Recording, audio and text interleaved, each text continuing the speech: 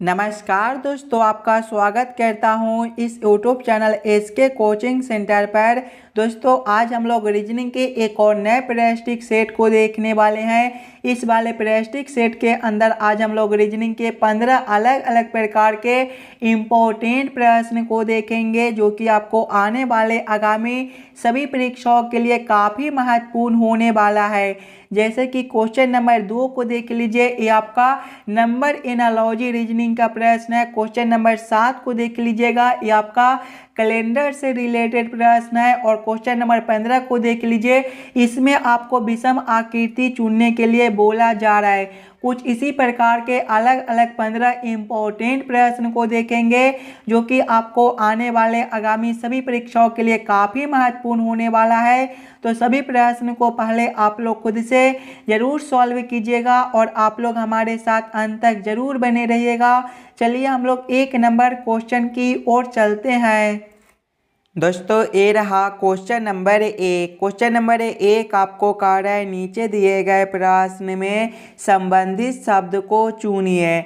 जिस प्रकार से आयोडीन का संबंध घेंगा के साथ है, उसी प्रकार से आप लोगों से पूछा जा रहा है इस वाले क्वेश्चन मार्क पर कौन से शब्द संबंधित भरे जाएंगे। अगर आप लोग ध्यान से देखिएगा तो आयोडीन के कमी से जो है वो घेंगा रोग होता है। इसी प्रकार के संबंधित ऑप्शन को हम लोग देखेंगे तो ऑप्शन नंबर बी में देखिएगा, इंसुलिन के कमी से जो है वो आपका मधुमेह रोग होता है। यानी कि इस वाले क्वेश्चन मार्क पर आपका इंसुलिन और मधुमेह भरा जाएगा। क्वेश्चन नंबर 1 का आपका ऑप्शन नंबर बी जो है सही उत्तर बनता है। चलिए अगले प्रश्न की ओर हम लोग चलेंगे, क्वेश्चन नंबर 2 की ओर।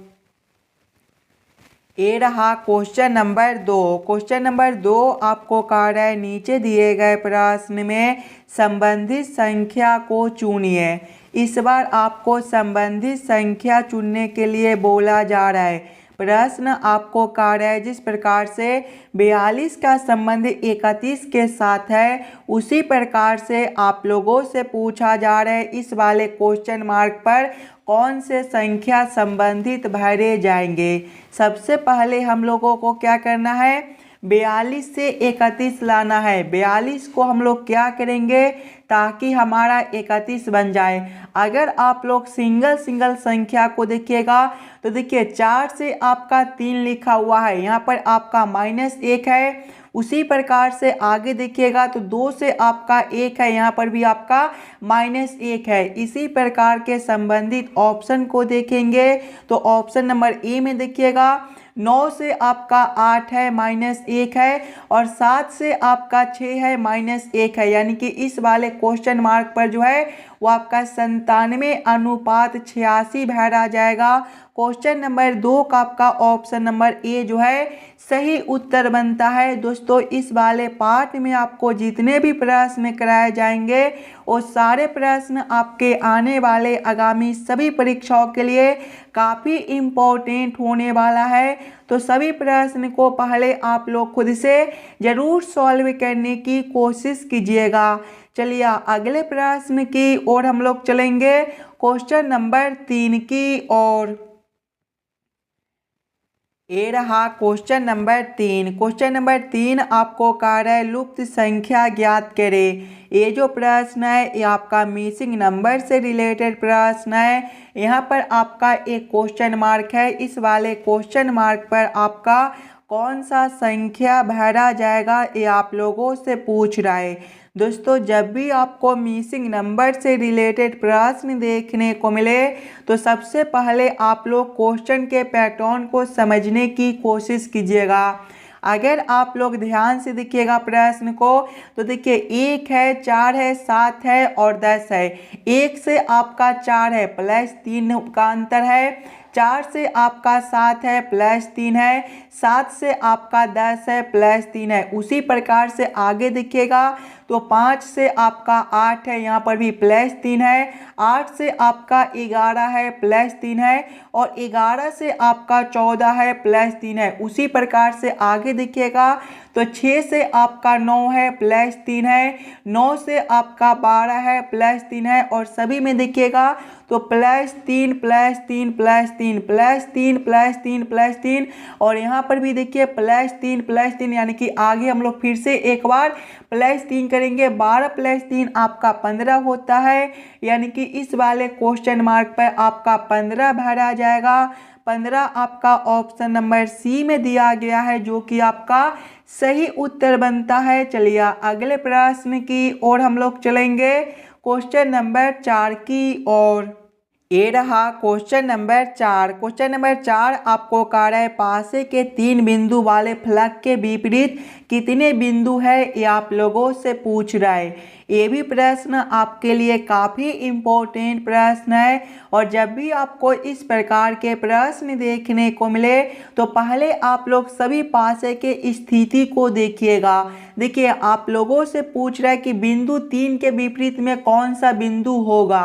अगर आप लोग ध्यान से देखिएगा पासा 1 और पासा 3 को, तो इसमें देखिएगा आपका जो है वो 6 और 4 आपका संबंधित संख्या दिया गया है। देखिए दोनों में आपका जो है वो 6 और 4 दिया गया है, और जब दो पासे में दो संख्या संबंधित हो तो तीसरा संख्या जो है एक दूसरे के विपरीत होते हैं, यानी कि आपका 3 बचता है तो 3 का विपरीत जो है वो आपका 5 बनेगा। 5 आपका ऑप्शन नंबर सी में दिया गया है, जो कि आपका सही उत्तर बनता है। ये जो है ये आपका लॉजिक है, इस वाले लॉजिक को आप लोग जरूर याद कर लीजिएगा। जब दो पास में दो संख्या आपके संबंधित हो तो तीसरे संख्या जो है एक दूसरे के विपरीत संख्या होता है। चलिए अगले प्रश्न की ओर हम लोग चलेंगे, क्वेश्चन नंबर 5 की ओर। ये रहा क्वेश्चन नंबर 5। क्वेश्चन नंबर 5 आपको कह रहा है नीचे दिए गए प्रश्न में विषम संख्या को पहचान करें। इस बार आपको विषम संख्या चुनने के लिए बोला जा रहा है। यहाँ पर 4 ऑप्शन दिया गया है, ये चारों ऑप्शन में सबसे अलग ऑप्शन कौन सा दिया गया है, ये आप लोगों से पूछ रहा है। ये प्रश्न आपको देखने में एकदम आसान सा लगता होगा, लेकिन ये प्रश्न आसान नहीं है, इसलिए पहले आप लोग वीडियो को रोक लीजिएगा और खुद से ज़रूर सॉल्व करने की कोशिश कीजिएगा।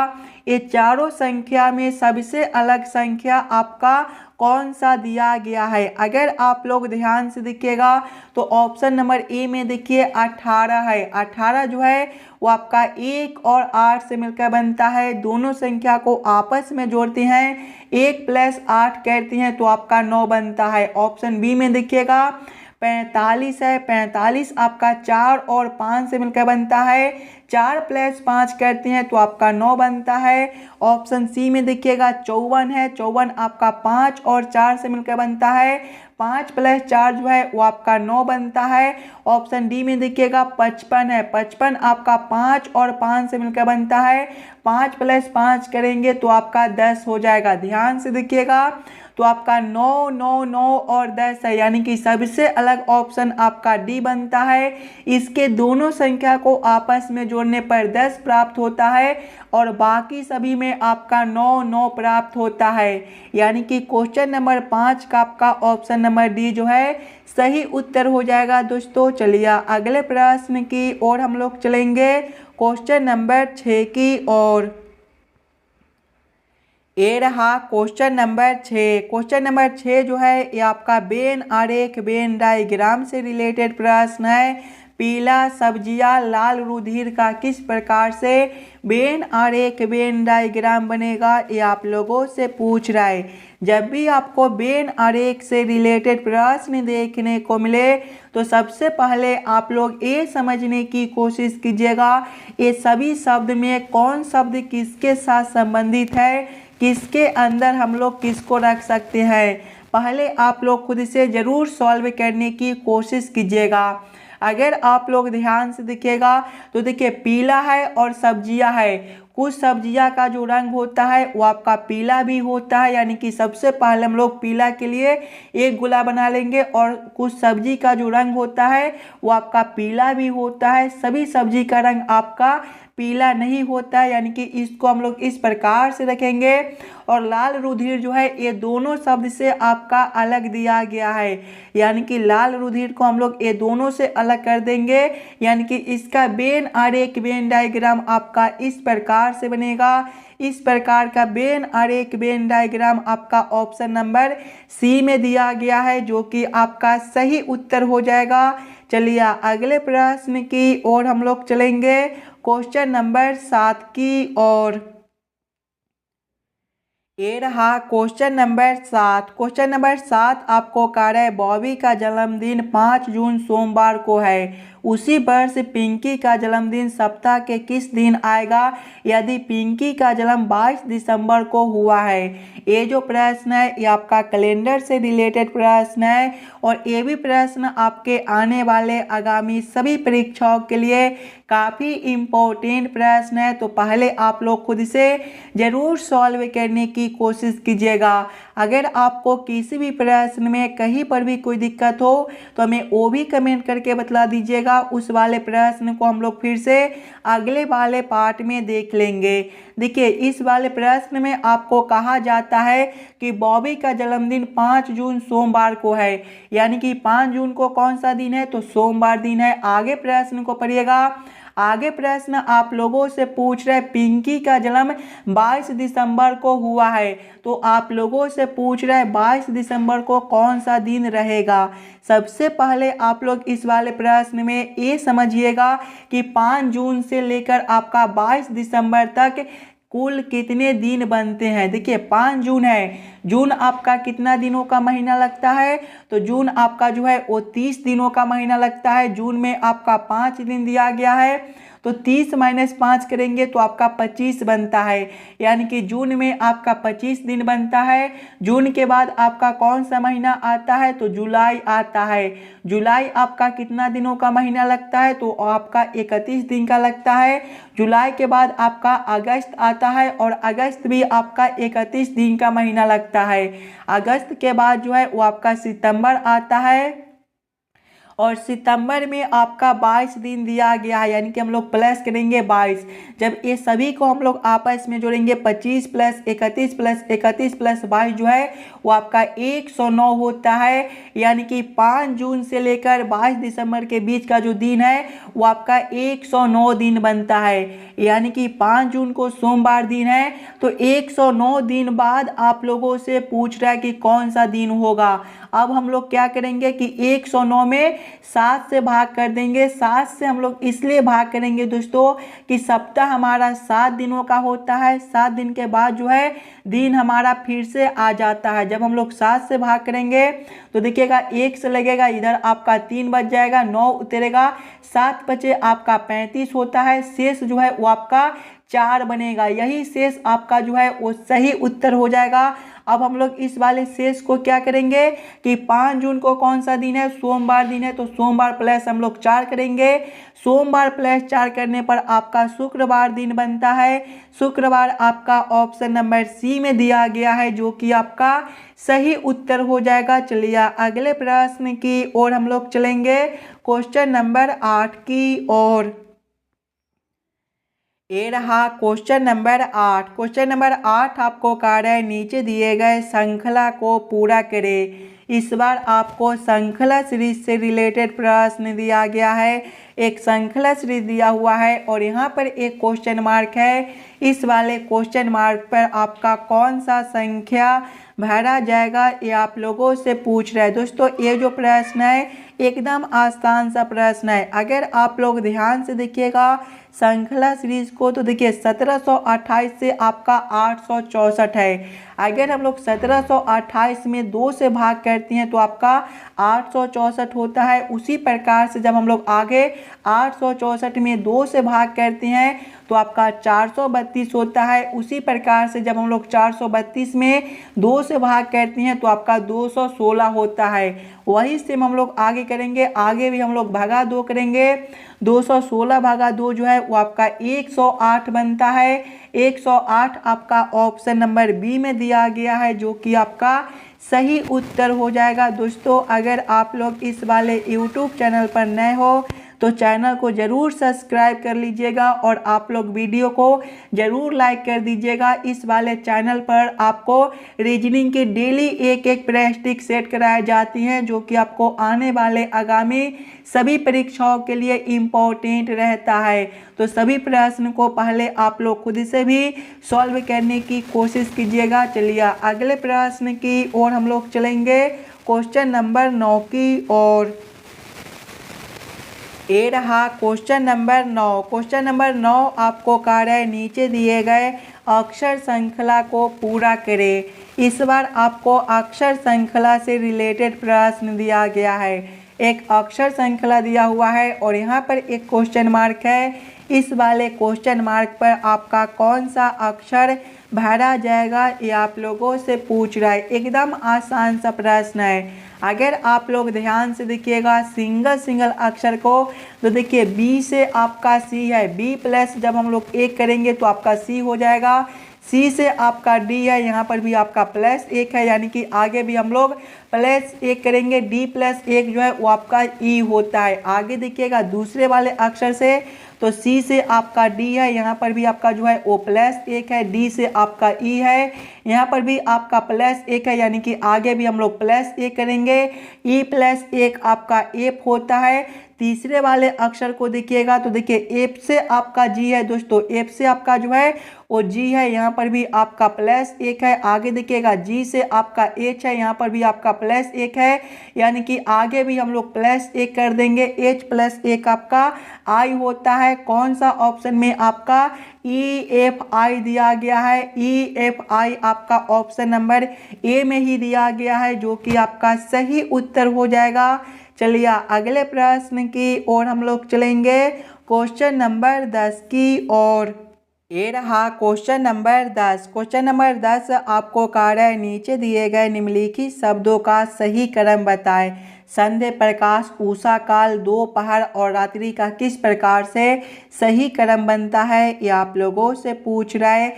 सबसे पहले आप लोग ये सभी शब्दों को ध्यान से देखिएगा और समझने की कोशिश कीजिएगा ये सभी शब्दों का आपका किस प्रकार से सही क्रम बनता है। अगर आप लोग ध्यान से देखिएगा तो सबसे पहला शब्द जो है वो आपका उषा काल हो जाएगा, यानी कि 2 नंबर। उषा काल के बाद जो है वो आपका दोपहर हो जाएगा, यानी कि 3 नंबर। दोपहर के बाद जो है वो आपका संध्या प्रकाश हो जाएगा, यानी कि 1 नंबर। और संध्या प्रकाश के बाद जो है वो आपका रात्रि होता है, यानी कि इसके बाद आपका 4 नंबर हो जाएगा। कौन सा ऑप्शन में आपका 2, 3, 1, 4 दिया गया है? ऑप्शन नंबर बी में देखिएगा तो आपका 2, 3, 1, 4 दिया गया है, यानी कि ये सभी शब्दों का जो सही क्रम है वो आपका ऑप्शन नंबर बी में दिया गया है। तो क्वेश्चन नंबर 10 का आपका ऑप्शन नंबर बी सही उत्तर बनता है। चलिए अगले प्रश्न की ओर हम लोग चलेंगे, क्वेश्चन नंबर 11 की ओर। ये रहा क्वेश्चन नंबर 11। क्वेश्चन नंबर 11 आपको कह रहा है नीचे दिए गए प्रश्न आकृति का सही दर्पण छवि चुनिए।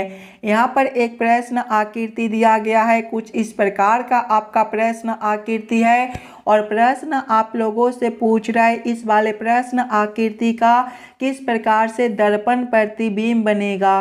दोस्तों जब भी आपको दर्पण प्रतिबिंब निकालने के लिए बोले तो सबसे पहले आप लोग दर्पण को ध्यान से देखिएगा।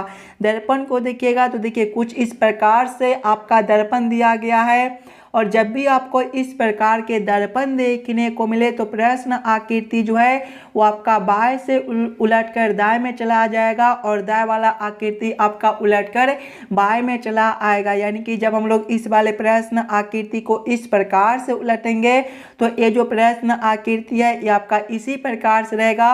बस ये वाला जो आकृति है ये आपका उलटकर इसमें चला आएगा और ये वाला आकृति आपका उलटकर इसमें चला आएगा। कौन सा ऑप्शन में? ये दोनों आकृति को इधर से उधर कर दिया गया है। तो ध्यान से देखिएगा ऑप्शन नंबर डी में तो दोनों आकृति को जो है इधर से उधर कर दिया गया है। यानी कि जब हम लोग इस वाले प्रश्न आकृति को इस प्रकार से उलटेंगे तो आपका इस प्रकार का जो है वो आकृति बनेगा। अगर दोस्तों आपको दर्पण नीचे की साइड से इस प्रकार से दिया हुआ रहता तो इस वाले प्रश्न आकृति को तब हम लोग इस प्रकार से उलट देते, यानी कि ऊपर वाले आकृति को नीचे कर देते और नीचे वाले आकृति को ऊपर कर देते, और इस प्रकार से रहता है तो बाएं वाले को दाएं में और दाएं वाले को बाएं में कर देते हैं। समझ गए होंगे। तो चलिए अगले वाले प्रश्न की ओर हम लोग चलेंगे, क्वेश्चन नंबर 12 की ओर।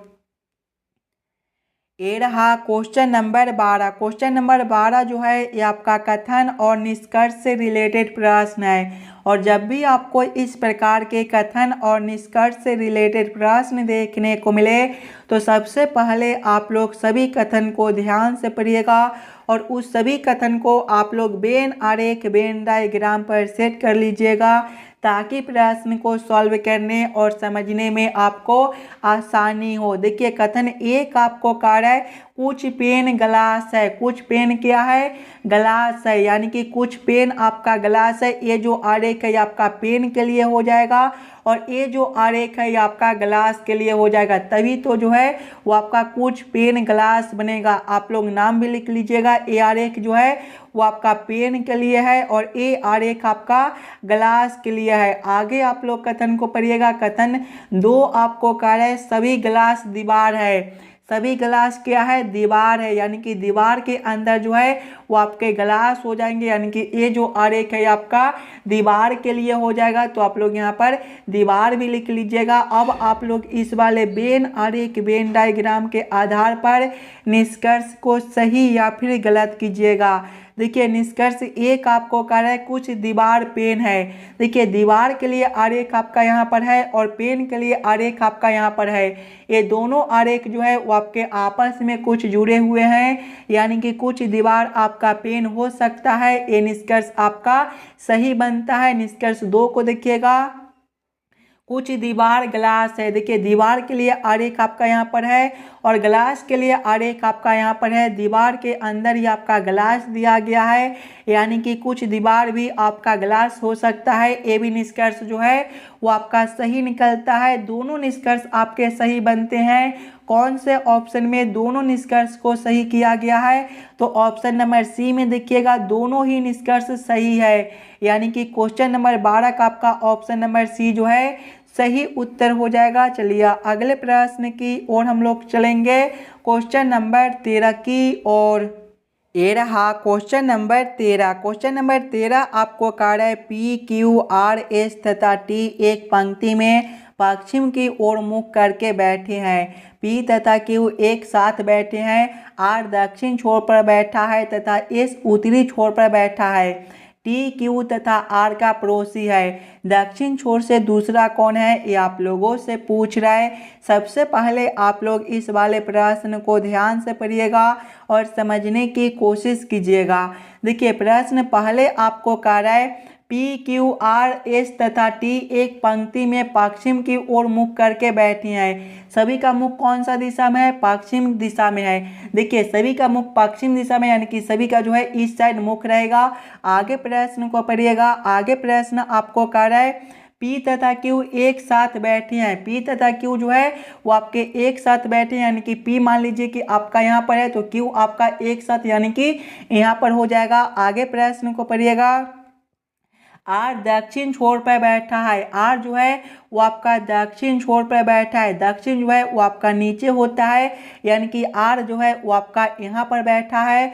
आगे प्रश्न को पढ़िएगा। तथा एस उत्तरी छोर पर बैठा है, यानी कि एस जो है वो आपका यहाँ पर हो जाएगा। उत्तर दिशा जो है वो आपका ऊपर की ओर होता है। आगे प्रश्न को पढ़िएगा। टी क्यू तथा आर का पड़ोसी है। टी जो है क्यू तथा आर का पड़ोसी है। देखिए आर और क्यू जो है वो आपका यहाँ पर है, यानी कि टी जो है वो आपके यहाँ पर हो जाएंगे।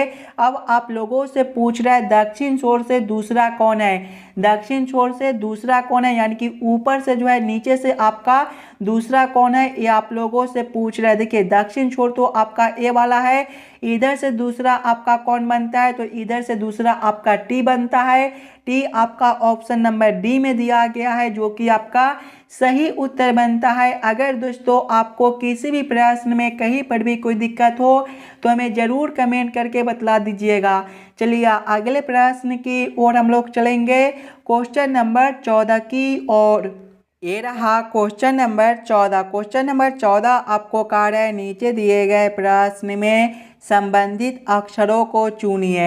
इस बार दोस्तों आपको संबंधित अक्षर चुनने के लिए बोला जा रहा है। ये भी प्रश्न आपका एनालॉजी का प्रश्न है और इस प्रकार के भी प्रश्न आपको एग्जाम में देखने को मिलेंगे। देखिए प्रश्न आपको कहा है जिस प्रकार से DIMO का संबंध DMIO के साथ है उसी प्रकार से आप लोगों से पूछ रहा है JUVR का संबंध कौन सा अक्षर के साथ होगा जो इस वाले क्वेश्चन मार्क पर भरे जाएंगे। अगर आप लोग ध्यान से देखिएगा तो देखिए जहाँ पर आपका पहला अक्षर है वहीं पर है और दूसरा अक्षर को जो है वो तीसरे में कर दिया गया है और तीसरे वाले अक्षर को दूसरे में और फिर चौथे वाला अक्षर जो है जहाँ पर है आपका वहीं पर है। यानी कि ये दोनों अक्षर को जो है आपस में हम लोग बदल देंगे। यानी कि जे आपका पहले जहाँ पर है वहीं पर रहेगा, उसके बाद आपका यू है तो यू के जगह पे आपका भी हो जाएगा और भी के जगह पे आपका यू हो जाएगा और आर आपका जहाँ पर है वहीं पर रहेगा।